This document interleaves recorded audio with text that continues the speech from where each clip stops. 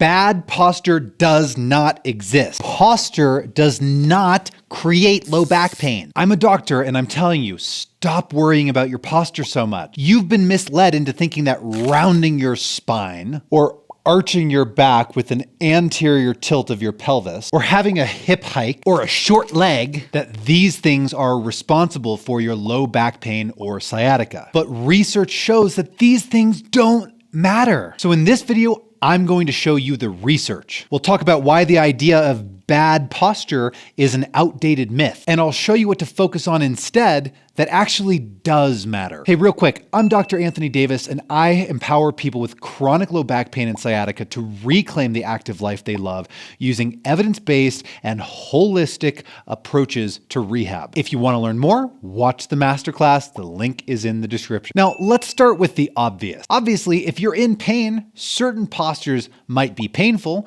while others might not be painful. So in that sense, of course, posture can impact the amount of pain that you're feeling in a moment. But just because a certain posture or position is sensitive does not mean that it's dangerous. Just because it hurts does not mean that it's causing harm. So even when a certain posture is sensitive, the goal is not to avoid this position at all costs forever. The goal should be to slowly ease back into these sensitive positions over time as tolerated. You need to gradually get back to normal life, because if you're afraid of bending your spine wrong, then your whole body goes into defense mode. Your muscles all tighten up and hold on for dear life, which leads to even worse pain and delayed healing. Remember, motion is lotion, movement is medicine, so move your body every day. So yes, posture can influence pain, but that doesn't mean you need to avoid those positions forever. And that doesn't mean it's bad. The next thing you need to understand is the idea of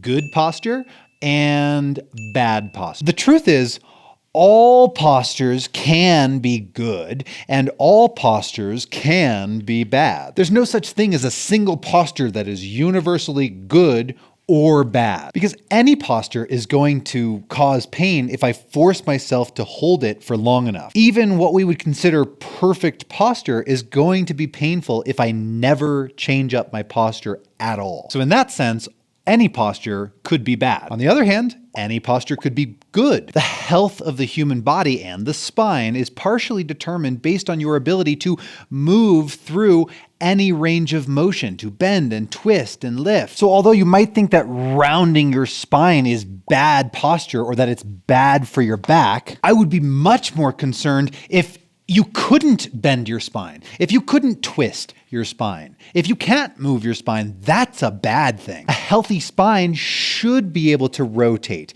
If you can't rotate, twist, or bend, that's a terrible thing. So the real problem here is doing too much of the same thing all day, every day without any variety. Remember when standing desks became really popular? People used to think that sitting was terrible for your body, so they tried standing instead, and then they stood all day instead of sitting all day. But being on your feet all day is hard. And no surprise, research shows that people had just as much pain with standing all day as they did with sitting all day. It didn't change their low back pain at all. That's because neither standing nor sitting is perfect. The real solution is to switch it up back and forth frequently and take movement breaks throughout the day. Now let's talk about the relationship between posture and pain. Most people assume that bad posture equals pain. They think that rounding your spine, aka spinal flexion, will lead to pain and injury. But these assumptions are dead wrong. This paper is a systematic review of systematic reviews, meaning that it studied 41 other papers, each of which was analyzing a ton of different individual studies. Kind of like the Russian doll of research papers. Point is, it's analyzing all of the available research to date on posture and pain. And out of 41 reviews, there was no consensus on causality, no proof that prolonged sitting, prolonged standing, or even spinal curvature would cause low back pain. In fact, of 7 studies specifically looking at sitting, none of them even found a relationship between sitting and low back pain. None. The only thing that seemed to be be strongly related to back pain was having high physical demands at work. But simply sitting with a rounded spine doesn't seem to matter for most people. Not only that, but it doesn't appear to matter whether you're sitting or standing. In fact, despite the fact that most people think that sitting is terrible for you, standing actually seemed to be more related to pain than sitting, although neither really had a particularly strong association. So repeat after me. Bad posture doesn't exist. No single posture causes pain. Now let's talk about injury from spinal bending. You probably think that if you lift with your back instead of lifting with your legs, you're going to hurt your back. But this study showed no change in the strain on the spine when comparing squat lifting to stoop lifting. Here's another crazy study where they literally installed vertebral body replacements in people's spines and measured the forces in the spine during different lifting techniques. They took people who previously had vertebral body fractures and needed a replacement, and they installed this crazy force sensing implant that can measure compression and shear forces in the spine. And they looked at the differences in spinal forces between squat lifting, or lifting with your legs, and stoop lifting, or what we normally think of as lifting with your back. And they only found a 4% difference in the forces in the spine, which was not significant. So essentially both postures resulted in the same forces on the spine, and both postures are perfectly safe options. Then they did something really interesting, and they compared lifting a heavy object in front of you, which is supposed to be the safe way to do it, and then they compared it to lifting an object off to the side, which involves bending, lifting, and twisting all at once, and theoretically should be an unsafe way to lift. But surprisingly, they found that lifting a weight off to the side actually produced 14% less force on the spinal implants than picking up the object in front of you. Oh, and if you're still worried about bending your spine and you think that you need to keep a neutral spine while you're lifting, guess what? That's impossible. This study showed that people who were trying to keep the spine neutral while they were lifting actually showed huge amounts of spinal flexion, up to 40 degrees. In other words, they thought they were doing this, but it turns out they were actually doing this. And we needed high-tech fancy equipment to be able to tell that because our naked eye couldn't detect it. And this study showed about 26 degrees of spinal flexion during a kettlebell swing, even when people tried to stay neutral through the spine. Oh, and this study showed that stoop lifting, that hinged forward lifting, was actually more efficient for cardiovascular and respiratory systems when compared to squat lift. So especially for normal daily tasks, it might actually be better to hinge forward and, oh no, lift with your back. Which, by the way, is a stupid conversation because whether you're squatting or stooping, you're using both your legs and your back. Okay, so I think we've settled it once and for all. Bad posture while you're lifting does not necessarily lead to an increased risk of low back injury. So stop worrying about it. The one caveat I'll make right now is that there don't appear to be any research studies deliberately having test subjects intentionally bend their spine as much as they can while they pick up really heavy stuff. We've got tons of studies on flexing the spine during low load, low intensity exercise, but none while they're intentionally rounding the spine and picking up really heavy weight.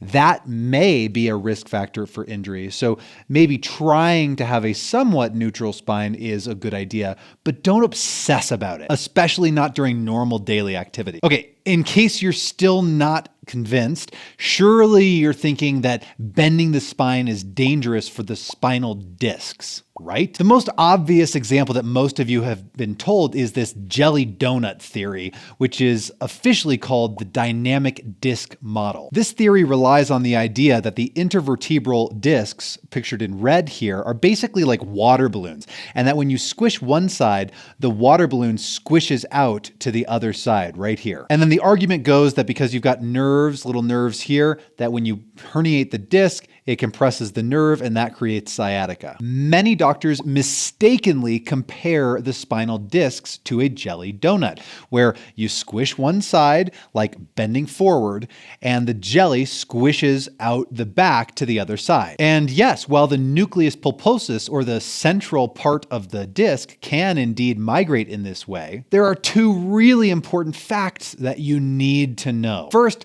despite what you've seen on these stupid and very inaccurate spinal models, discs are nothing like a jelly donut. They're much more like a car tire filled with chewing gum. They are really strong. So don't ever let somebody tell you that your discs are fragile. This is not accurate. Discs are strong. Okay, so if posture isn't the boogeyman that we thought it is, then what is the cause of low back pain and sciatica? I think we've thoroughly debunked the idea that there is such a thing as bad posture or good posture. We've also gotten crystal clear that no single posture causes pain. So what is causing your back pain or your sciatica? Well, to really explain the root cause, we need to understand, yes, the biological, but also the psychological and social factors. But as far as posture and positions are concerned, it's not really about any particular posture.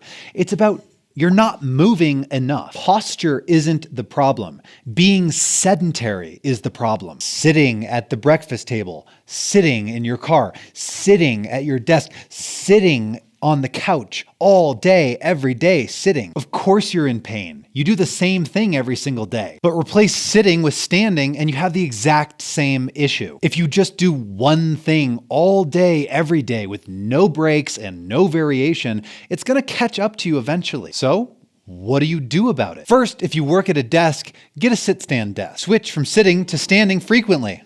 Personally, I switch back and forth about every 10 to 20 minutes or so, or whenever I get bored. Hell, if you work on a laptop, take the computer to the floor, lay on your belly for a little while, and get some variety. Next is movement snack. You already take a break once in a while. You get up and you go grab some water or use the restroom. So when you stand up, what did you just do? You did a squat. So use this as a mental cue to do 10 more squats and then go about your day. You can work these little movement snacks in anytime with any exercise that you like. And lastly, don't be afraid to relax. Slouch a little bit if it makes you comfortable. Lean to one side, switch to the other side, cross one leg, cross the other. Just switch it up and stop trying to maintain whatever you think of as perfect posture all day long, because there's no such thing as perfect posture. So now that you know that posture isn't the issue and you know what to do instead, you might be wondering about what kinds of exercises or movements could you do